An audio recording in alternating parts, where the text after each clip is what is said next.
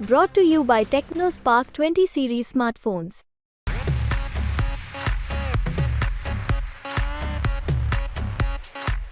ગુજરાતમાં છેલ્લા 2 ટર્મથી ભાજપ 26માંથી 26 બેઠકો પર જીતી રહ્યું છે ત્યારે આ વખતે પણ લોકસભાની ચૂંટણી હવે નજીક આવી રહી છે ત્યારે સૌથી રસપ્રદ સીટ હોય તો એ બનાસકાંઠાની સીટ છે અને બનાસકાંઠામાં આ વખતે ભાજપ અને કોંગ્રેસ એમ બંનેમાંથી 2 મહિલાઓને ટિકિટ આપવામાં આવી છે.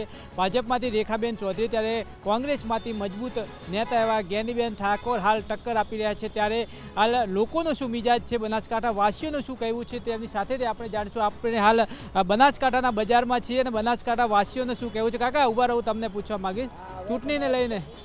ઓકે ચલો, આપણે એક ભાઈ છે ગોવિંદા જેવા લાગે છે, જુનિયર ગોવિંદા જેવા લાગે, આપણે એમને પૂછવા માગીશું.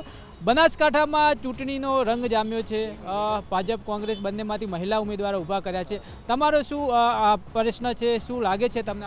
અત્યારે હાલના તબક્કે જોવા જાવ તો નરેન્દ્ર મોદી સાહેબનો સબકા સાથ સબકા વિકાસ એ સૂત્રને આપણે સાર્થક કરી રહ્યા છીએ, તો મારા હિસાબે કદાચ બીજેપી વિન જ છે કદાચ. હા, કયા એવા કામો થયા છે, શું કહેશો? ઘણા રસ્તાના કામો છે, વીજળીના કામો છે, 24 કલાક આજે વીજળી મળે છે, બોરનું પાણી મળી રહ્યું છે, લોકોની જે પ્રાથમિક જરૂરિયાતો અત્યારે પૂર્ણ થઈ રહી છે એ હિસાબે જોતા બીજેપી વિન થઈ શકે. કામ થયા છે ખરી? હા, કામ થયા છે ને, તો ઘણા બધા એવા કામ થયા છે એવું કેવું છે. આપને હું પૂછવા માગીશ કે ચૂંટણી એકદમ નજીક આવી રહી છે, ભાજપ કોંગ્રેસમાંથી 2 મહિલા ઉમેદવારો છે, આપ શું કહેવા માગો છો? કેવા કામો થયા છે, કોને વોટ આપશો? ભાજપ કોંગ્રેસ જે હોય ત્યાં અમે તો એક નાગરિક છીએ, નાગરિક તરીકે અમારો અધિકાર છે માગવાનો. અમે માગીએ છીએ ડીસા માટે એવી વ્યવસ્થા થવી જોઈએ કે ડીસાના શહેરીજનોને કંઈ મનોરંજન સ્થળ મળવું જોઈએ. જે નાનાજી દેશમુખ ગાર્ડન અગાઉ બનાવ્યો હતો એ ગાર્ડન વાદ વિવાદમાં છેલ્લા ઘણા સમય બંધ રહ્યો.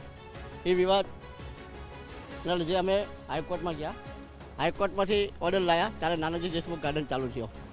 એક મનોરંજન સ્થળ બન્યું છે, પરંતુ ડીસાની અંદર એવી અનેક જગ્યાઓ છે કે જ્યાં આ જગ્યાનો ઉપયોગ કરી અને ડીસાના શહેરીજનો માટે કંઈ મનોરંજન સ્થળ બને, એ જ આપણી માગણી છે. બીજો પ્રશ્ન મારો છે વહીવટીતંત્ર સામે કે જે સરકાર શાસનમાં હોય એ સરકારને ખરેખર વહીવટીતંત્ર પર અંકુશ રાખવો જોઈએ. હું એક અરજદાર છું. ડીસાના અને આખા બનાસકાંઠામાં જે સરકારની તિજોરીને નુકસાન થાય છે જે બાબતે મેં ઘણા સમયથી લડત આપી છે. મહેસૂલ મંત્રી રાજેન્દ્રભાઈ ત્રિવેદી હતા તે સમયે એક સ્ટેમ્પ ડ્યુટીની ચોરી થતી હતી, એ બાબતે મેં ઘણીવાર રજૂઆતો કરી. જોકે રાજેન્દ્રભાઈ ત્રિવેદીએ એવો ઓર્ડર પણ કર્યો કે સ્ટેમ્પ ડ્યુટીની ચોરી ના થાય તો કડક કાર્યવાહી થાય.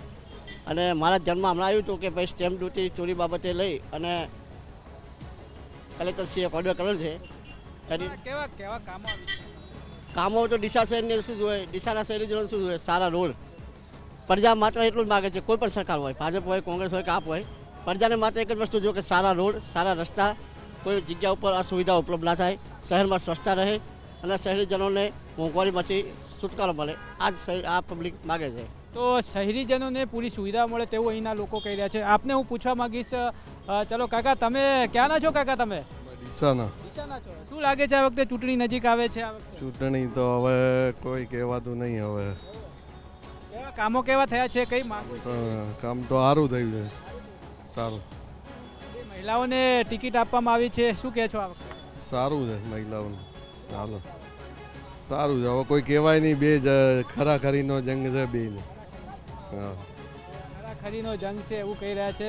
કાકા આપણી સાથે ભાઈ છે, આપણે એમને પૂછવા માંગીશું. ચૂંટણી નજીક આવે છે, ભાજપ કોંગ્રેસ 2 મહિલા ઉમેદવાર છે, તમારા વિસ્તારમાં કેવા કામો થયા? શું કહે? વિસ્તારમાં કામ તો રેડી થયેલા છે બરોબર, પણ મોંઘવારીનો પ્રશ્ન મેન પ્રશ્ન મોંઘવારીનો છે. કોઈ બી સરકાર આવે પણ મોંઘવારી મેન કાબૂમાં કરે તો ચાલે, બાકી હાલમાં મજૂરિયા વર્ગને તો બહુ કાઠું છે. બાકી ચૂંટણી તો ભાજપ જ આવશે. ભાજપ જ. કામ નથી થયા તમે કહો છો, છતાં ભાજપ આવશે. પણ વસ્તીને શું છે, એક જ મગજમાં ઠસી ગયું છે કે ભાજપ જ જોવે. ગમે તે છો, મોંઘવારી વધતી પણ પબ્લિક મોંઘવારી રીતનો કોઈ પ્રશ્ન ઉપાડવા તૈયાર નથી. અહીંયા કામ નથી થયા છતાં પણ ભાજપ છે. કાકા તમને પૂછવા માંગીશ, અહીંયાના તમે નાગરિક છો ડીસાના, કેવો વિકાસ, શું કહેશો તમે?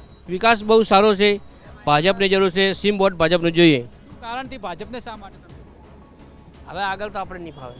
શું આ ભાજપ શા માટે જોઈએ? ભાજપ મોંઘવારી ઘટાડે, ભાજપ સારું કરે, સારા કામ કરે છે. મોદી સાહેબ સિમ બોર્ડ જુએ, કામ કેવા થયા છે તમારે? કામ સારા થયા છે. તો ભાજપ જોઈએ એવું કહી રહ્યા છે. તમને ચા ઉકાળે છે ભાઈ અહીંયા છે, વાંધો નહીં. ખાલી ઓકે ચાલો તમને કાકા શું નામ તમારું?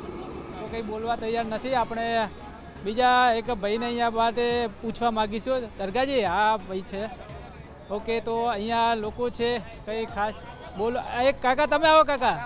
તો ખાસ કંઈ બોલવા અહીંયા તૈયાર નથી. ઘણા બધા લોકો છે. આપણે આ જોધપુર મિષ્ટાન ભંડાર છે, આપણે અહીંયા જઈશું. અહીંયાના ભાઈને પૂછવા માગીશું કહેવા માગે છે. શું નામ ભાઈ તમારું? મારું નામ રાજુભાઈ. ક્યાંના છો તમે? અમે રાજસ્થાનના સર. હવે એમાં તો હવે શું ખબર, સાહેબને પૂછો, મારા શેઠને પૂછો. બીજું તો ક્યાં માગો છો? ચૂંટણી નજીક આવે છે. હવે ભાજપ કોંગ્રેસમાંથી કોને તમે વોટ આપવા માંગો? આપણે તો- આ બાજુ ફરી જાઓ. આપણે તો ભાજપમાં જ છો અને ભાજપને વોટ દેવાના. ઓકે, કેવો વિકાસ થયો છે ભાજપ? મસ્ત જોરદાર. હા. કયા કયા વિકાસો થયા છે? આ બધા સફાઈના હે, નગરપાલિકામાં હે, કોઈ બી ગરીબ ગુજરોનો હે, ભાજપનો ટેકો જ મળે રહ્યો ને. કામ સારા થયા? સારા થયા. કયા કયા એવા કામો થયા છે કે જેને તમે ભાજપ દેખો કે સા કયા કામ હોય તમને કયો કામ લાગે? આપણે તો અમે રાજસ્થાનમાં રહો છો. અહીં તો રાજસ્થાનમાં પણ ચૂંટણી છે ને, બધે ચૂંટણી. રાજસ્થાનમાં છે ને. રાજસ્થાનમાં દેખો ગેસ સિલિન્ડર હે, ગરીબો માટે પાણી હે, આ પેલો બૈરોને લીધે પેલી સુરક્ષા હે, એ બધું સારું જ રહ્યું. ઘણા બધા કામો એવા થયા છે તેવું કેવું છે. ખાસ કરીને તમને પૂછવા માંગીશું કેવા કામ થયા છે આ વિસ્તારમાં? ફર્સ્ટ ક્લાસ સારા કામ થયા છે. સારા લાગે છે ભાજપ કોંગ્રેસ આ વખતે? ભાજપ જ આવશે. ભાજપ જ આવશે. શું કારણથી ભાજપ? કામ સારા કરે એટલે. કામ સારા થયા છે તેવું કેવું છે આ વિસ્તારના જે લોકો છે.